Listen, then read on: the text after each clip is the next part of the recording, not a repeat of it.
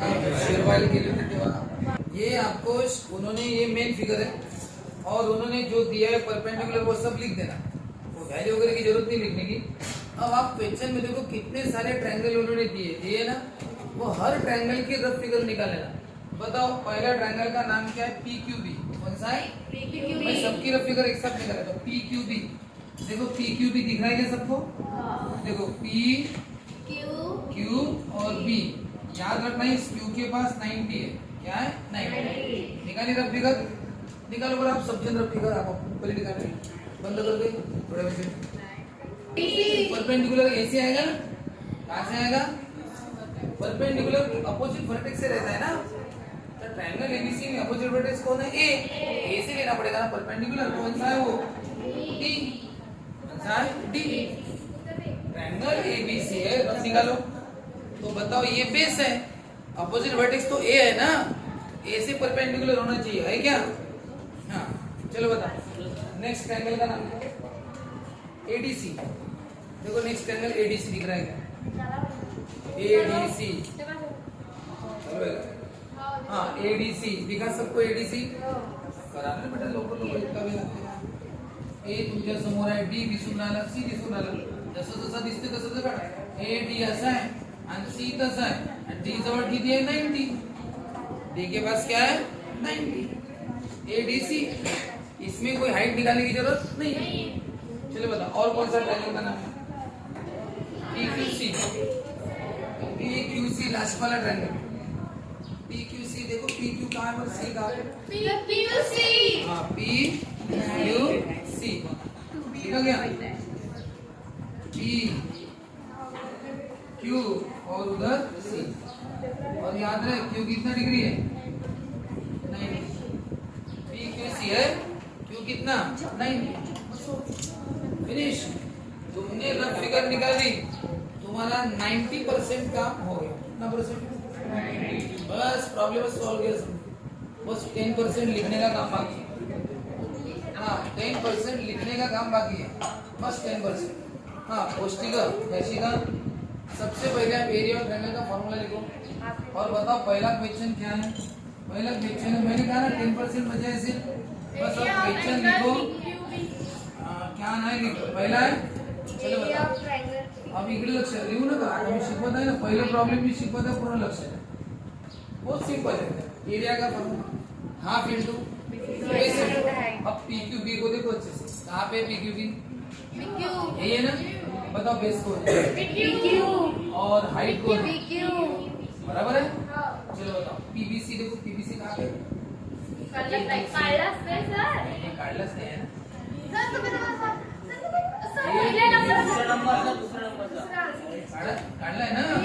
हाँ PBC। बताओ half into base कौन है? BC। हाइट कौन है? समझ गए ना? Exact half half PQ CQ by. अब अगर उस प्रॉब्लम में अगर वैल्यू दी होती इसकी 10 इसकी 5 तो वैल्यू पुट करते हैं और वैल्यू पुट करते और सॉल्व भी करते हैं, लेकिन वैल्यू दी है क्या? नहीं। हो गया, यही आंसर है। अब करो क्या? हर एक में नाम लिखो, हाफ इंटू बेसिक हाइट लिखो, जो कटेगा काटने दो, जो बच गया वही आंसर। BC और हाइट कौन है? बताओ ABC में, बताओ ABC को देखो, हाफ इंटू ABC में देखो बेस कौन है? BC और हाइट कौन है? AD। अब जो कटता है क्या बचा? PQ by AD। हो गया, खत्म। हाँ इधर कैंडिडेट झालं ना? हाफ इंटू बेस कौन है? ABC में देखो हाइट कौन है? मतलब अब ADC में देखो, ADC में हाफ इंटू बेस कौन है और हाइट कौन है? AD। कुछ कटता है क्या? हाफ हाफ BC बाय, बताओ ADC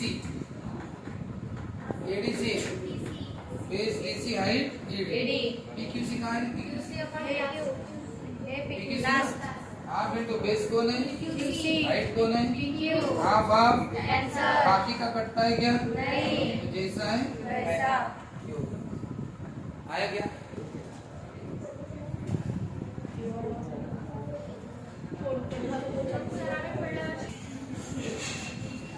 बताओ बताओ ट्रायंगल पी क्यू आर, बताओ ऊपर भी टच कर रहा है, ABC ऊपर भी टच कर रहा है, और ये दो लाइन कैसी है, पैरेलल लाइन यल, पैरेलल लाइन।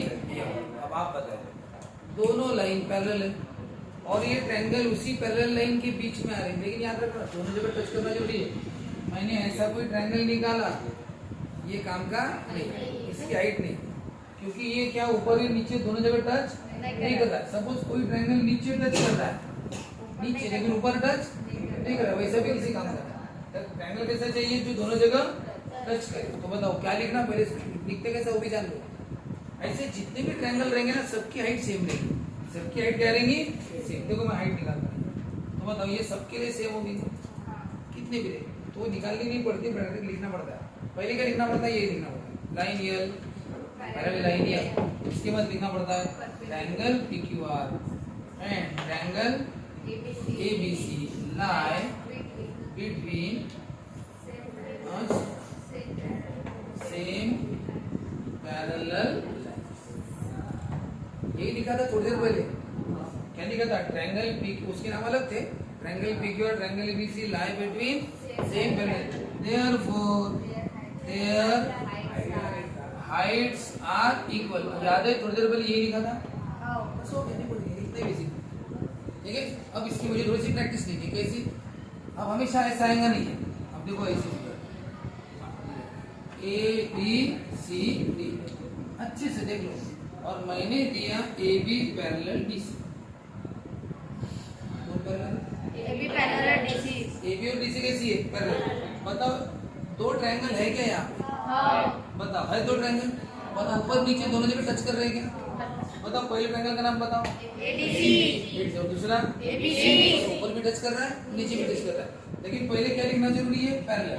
तो बताओ पहले लिखो पैरेलल, उसके बाद बताओ कि अपना आप नाम बताओ, ट्रायंगल को वैसे ही लिख के बताओ, triangle ACC and triangle ABC बोलो lie between same parallel lines, their heights are equal। बस 4-5 जन बोल रहे हैं, सबको सब बोलो।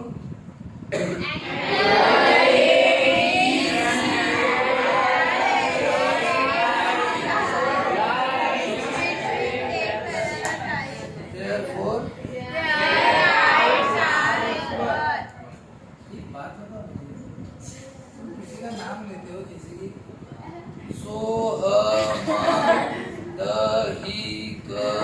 ऐसा बोलते हो, हम देकर बोलोगे ना, ट्रायंगल ABC,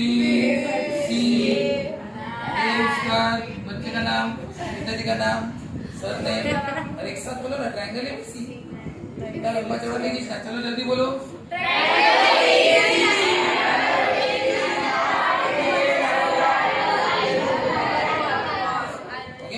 उनकी हाइट कैसी है, इक्वल। बस इतना लिख दिया, काम खत्म। यही अपना बेसिक था।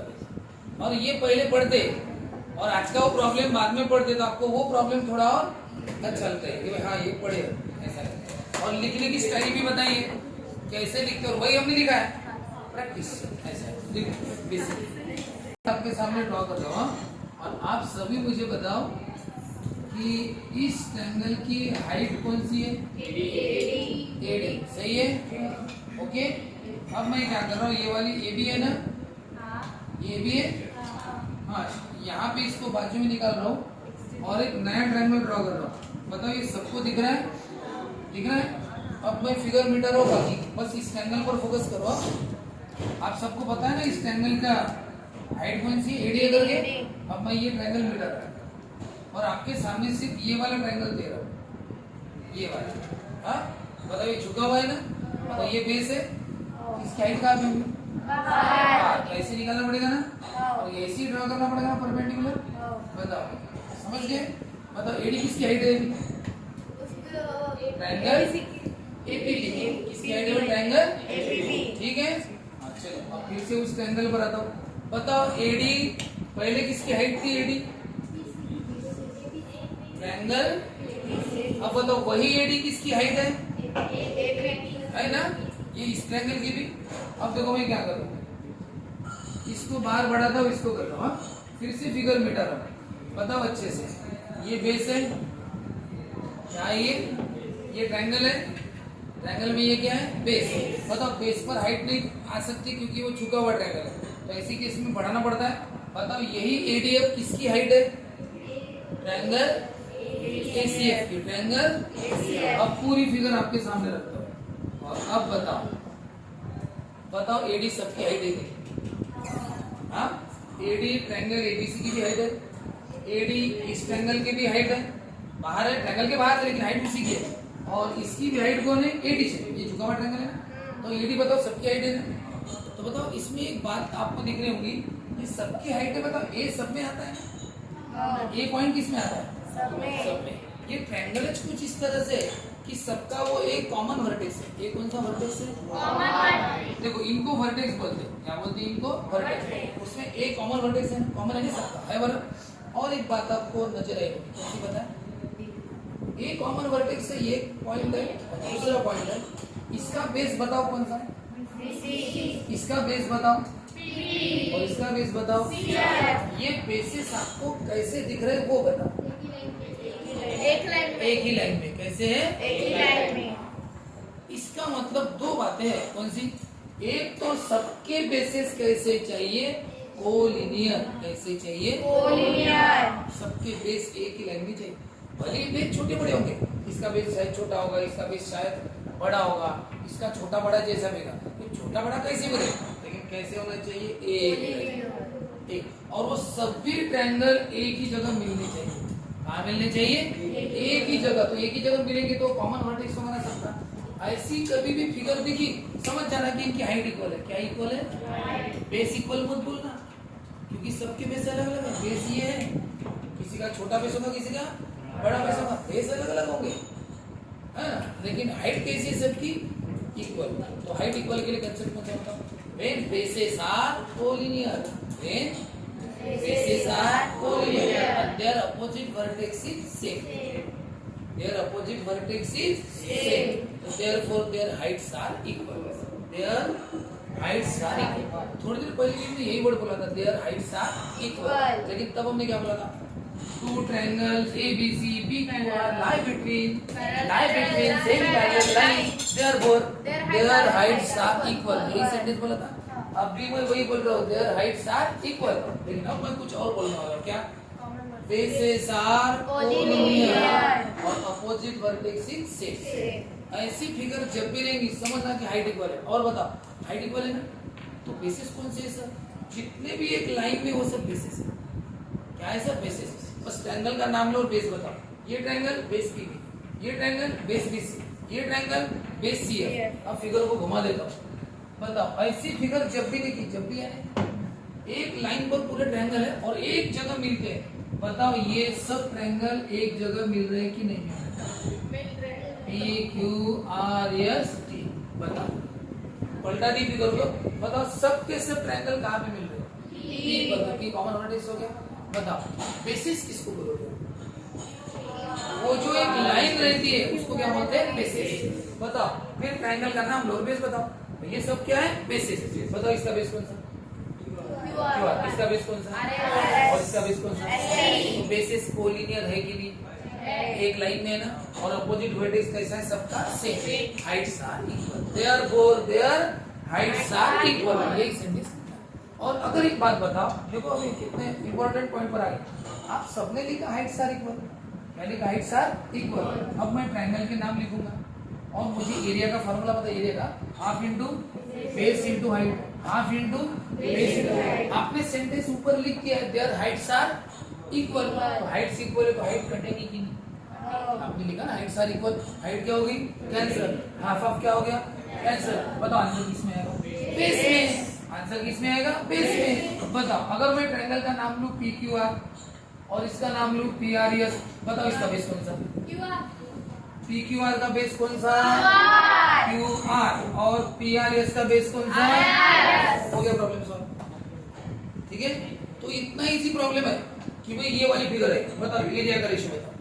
सर एरिया का रेशियो, हाँ तो सर वो half into base into height है ना, तो तो सर बेस कौन सी और हाइट कौन सी, इसमें तो कुछ समझ में नहीं आ रहा सर, बेस कौन सा हाइट कौन सी। तो कंसेप्ट याद रखो, जब भी हाइट आपको दी नहीं, उन्होंने हाइट दी नहीं है और हमें जरूरत भी नहीं है, क्योंकि पता ये ट्रायंगल कुछ ऐसे कि ये बेसिस कोलिनियर है, बेसिस कैसे और अपोजिट वर्टेक्स सेम है, तो लिख देना देयर हाइट्स आर इक्वल, और हाइट्स इक्वल है तो आंसर क्या बेस में लिखना, कैसे लिखना बेस, बस बेस लिख देना आंसर होगा, क्योंकि हाइट हाइट कट जाएंगे, तो बेस लिख दो, इसका बेस इसका भी जिसका भी ट्रायंगल का बेस लिख दो, हो गया खत्म था, इतना इजी है ये। तो चलो लिखना कैसे वो देख लो, समय क्या अपने पास नहीं है, कल के इसमें देख लो।